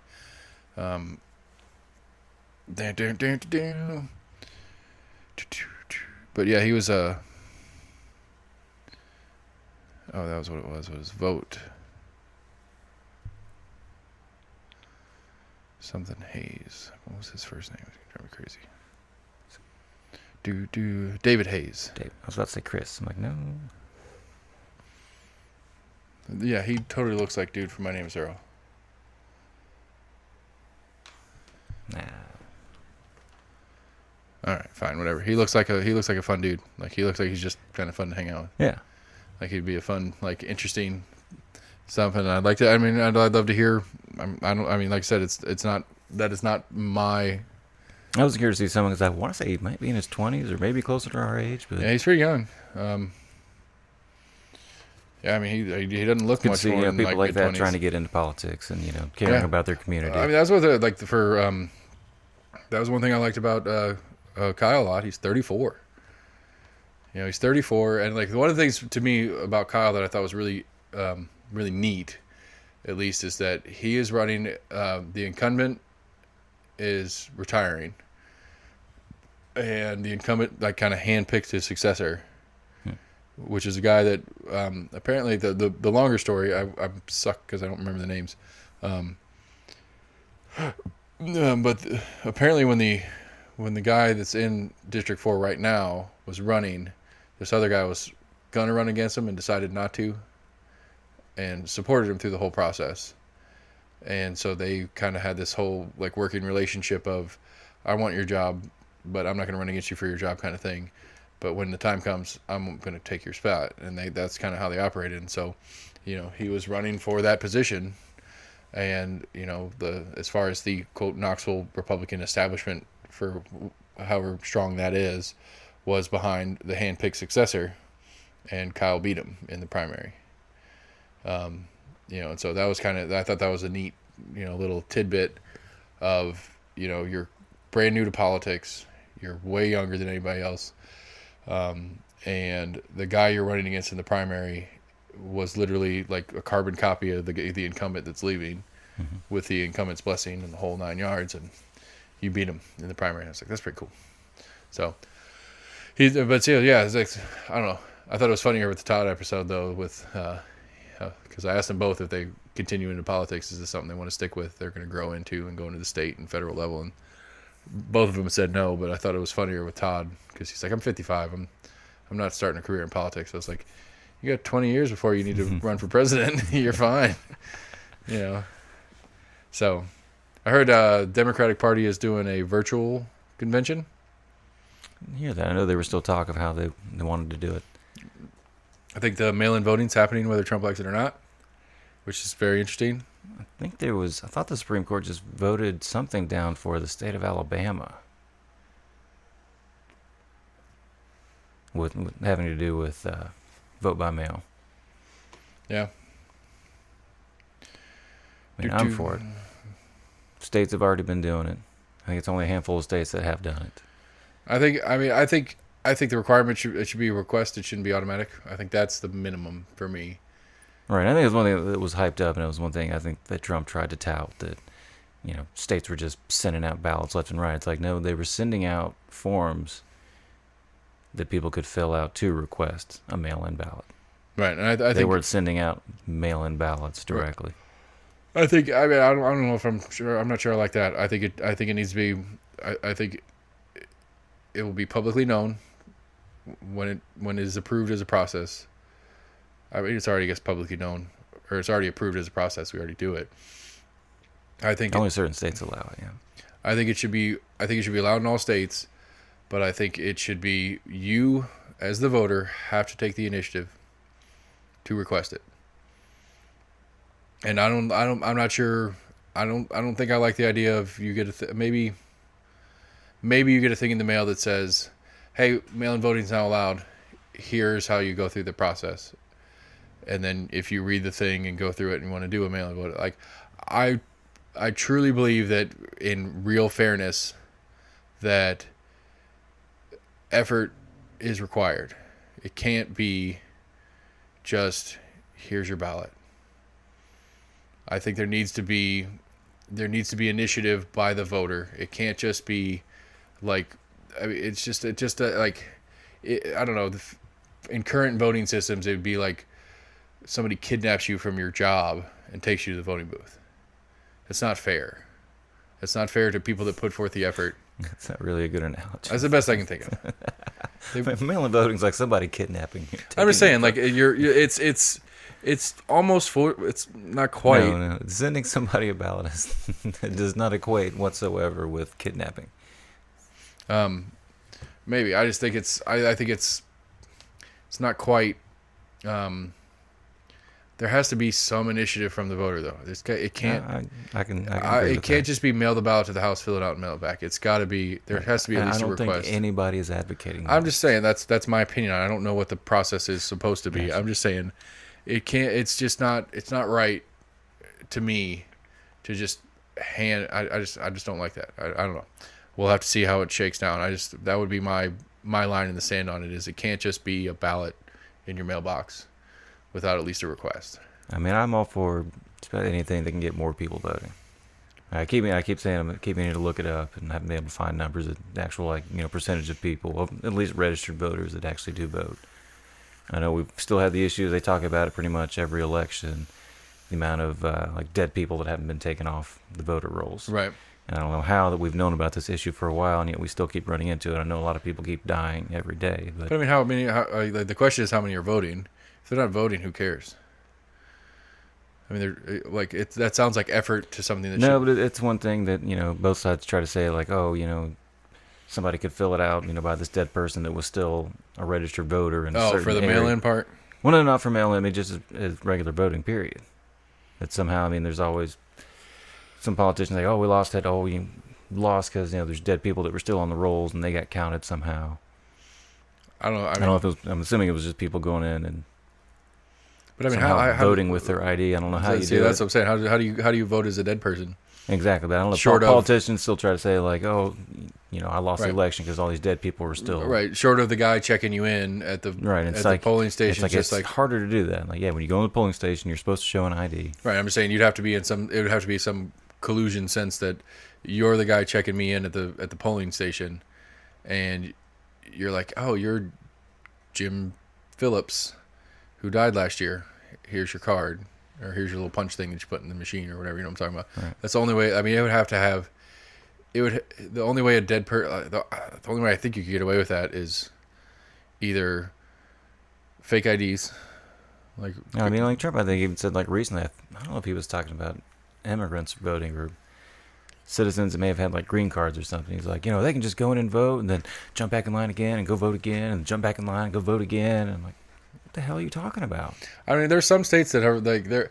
I don't know if there's some states, but there's been argument for voter ID being required. right for saying like requiring ID is an infringement on the election process, like making people prove who they are.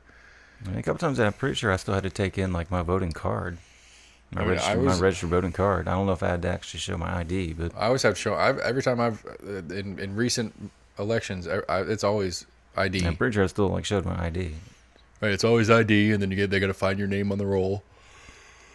And then 'Cause I ended up going to the wrong polling place, which sucked because there was no line whatsoever. like, And yes, they're I'm gonna get in and out of here. they're It's like, gonna no, be you got to sweet." go to this other elementary school. And I was like, well, damn, man, an hour-long line. Wait a minute, are you still registered here? We had this conversation, but I don't remember the answer.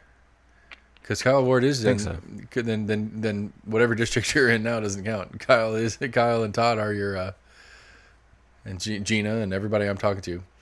Right. Like, which you guys need to put forth the effort, not just you, but the other two also. Like, AC's trying to get Gloria Johnson on, and she's running. I didn't know she was running this time, but she's an at-large, I think. She's a city council at-large, which means she doesn't have a district. She's just city council. I can't vote for her because I'm not the city, but I don't know how that works. I guess AC can. I think he's in the city at his house. I don't know. Anyway, she apparently has done some great stuff with the STEM school that he works with. And so, like, he's actually interacted with her a number of times personally. We follow her on Twitter, and she is way busy on Twitter. Like, we only follow, like, 4 people on Twitter because we just launched our Twitter account. Right. It's at Almost in Agreement on Twitter for all you listeners who want to get on there and call us stupid. But, like, I don't know how Twitter works. I can't figure it out. I'm so confused. I've still never used it. I'm very confused on how Twitter works, but I try. It's at Is this Almost the in tweet Agreement. button? Yeah. How do we tweet? Yeah, I can't. Like that's what I was saying. Like, I mean, cool, well, part of it doesn't help when I'm trying to find a tweet. That I was trying to find the Mayor Kane tweet, and I don't really know how Twitter works. So it's like I don't know if I'm not finding it because it's not there, or I'm not finding it because I don't know how to work this thing. Assuming it was there, I'm assuming you could search his whatever Twitter handle. Right. I went to his Twitter page and I scrolled down, and he's got like COVID updates, and he's got, right. You know, Unless he took it off, which apparently you can like take tweets down. he fakes he has a kind of cool thing. He does he started doing it when the schools closed down or whatever. He does a daily kids book. Like he'll read a kids book. He read A Mother for Chaco, which is one that we used to read. And I was like, oh, that's cool. But they're kids books. They're not. Right. They're too young for my kids now. Well, happy 4th of July, everybody. It's almost over. No, it is over. It's not. It's 5th of July. I'll be damned. Yep, we missed that. I meant to hit it right before the mark. Happy belated 4th of July. Happy belated 4th of July. Celebrate your freedoms and be safe out there. I'm a little disappointed because we were gonna just postpone this episode, figuring everybody had busy 4th of July plans, and then everybody said at the end of the last show they were gonna do it, and the two that were very hardcore about we're gonna do it were the two that aren't here. So anyway, get on Twitter and call AC and Max assholes for not showing up when they said they would. Yeah, let us know how to use Twitter. Yeah. Help me understand Twitter. almostinagreement@gmail.com. We're on YouTube. We're on Facebook. Like I said, we've got 2 interesting interviews with public defenders coming up this week. As far as I know, everything's on schedule for next weekend. Maybe. We'll see what happens. But we're going to keep doing this thing. We're going to keep trying to talk to different people and find different candidates. Reached out to Mayor Kane's office. I was like, I want to talk to him about the mask thing. They didn't get back to me. I'm still working on Eddie Manis. I'm still working on Virginia Couch. I've reached out to Manny Sethi and Haggerty. Trying to find some other people of interest. I need to get some school board people in here. I don't know. Hit us up. Let us know who you want to hear us talk to, at least for your local people. We're trying to figure this out. We're trying to understand how this mini version of the political machine works in our neighborhood. Maybe that'll shed some light on how the whole thing works. But hopefully we can clarify some issues. I really want to get a handle on some of these budget things. Like I can't fathom the $500 million or so that Knox County Schools gets, and where it all goes. I understand there's a lot of shit going on, and it could totally be a reasonable budget. Don't get me wrong. I just want to understand it. Like I just want to understand how much, like Rocky Hill here, where my kids go to, how much that costs to operate. Because there's a lot of teachers and shit. It makes sense. Anyway, rambling on to a separate subject. So happy 4th, everybody. Hope you had a safe and fun one. I hope you stick around and check in with our interviews and see us next week. Bye.